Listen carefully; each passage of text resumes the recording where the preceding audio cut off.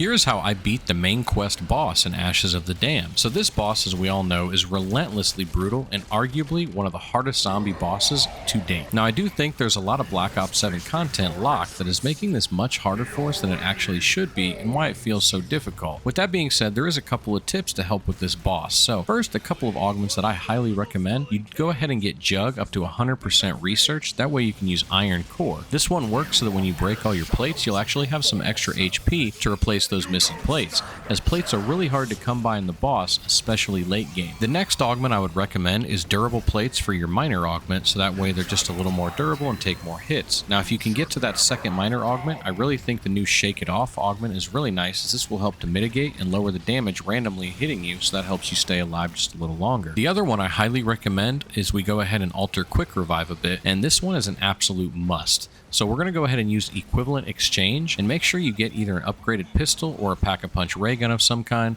because this is going to allow us to revive ourselves 3 times if we do enough damage down, which does not take long, and you'll get to keep every perk, even Quick Revive, so it's better than Dying Wish because you'll get to keep even Quick Revive. And then use Slow Death to extend your time in case you need just a little longer to rack up damage to res yourself. Now my next tip would be make sure you have all the revive gums ready, like Phoenix Ups and Near Deaths.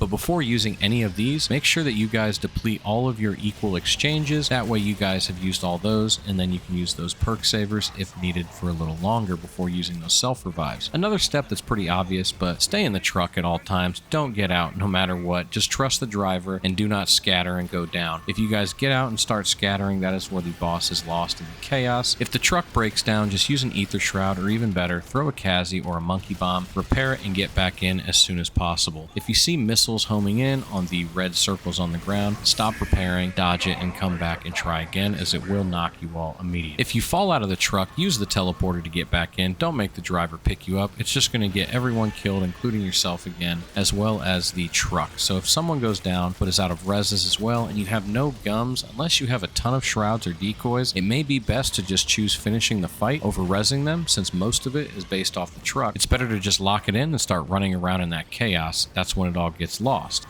My last and final tip that has helped me immensely is just be as relentless as possible and drive a figure 8 back and forth, as you've been seeing me do here, just hitting him repeatedly as much as possible the entire fight. Don't let up, and when you get him to his final phase, you must continuously hit him. Do not let him charge that laser up. Keep hitting him and driving that figure 8, hitting that drift button and swinging back and forth to hit him over and over to cancel that laser attack. If he does pop off a laser attack, make sure you save your boost for this, as you can use the boost to outrun the laser and keep it safe, so that way you don't fry the truck. Now this boss fight is definitely no joke, and it will probably take you a few tries even with these tips, but I do think that if you follow these steps, learn the phases, this boss fight is definitely more manageable than it felt on day 1. And if all seems lost, just take a deep breath, try again another time, grind up some more augments and gear, because I do truly think as a whole in the community of zombies players, we are using more Black Ops 6 strategies and equipment when we really need to be using new Black Ops 7 gear and mechanics to really push forward this difficulty that we're feeling.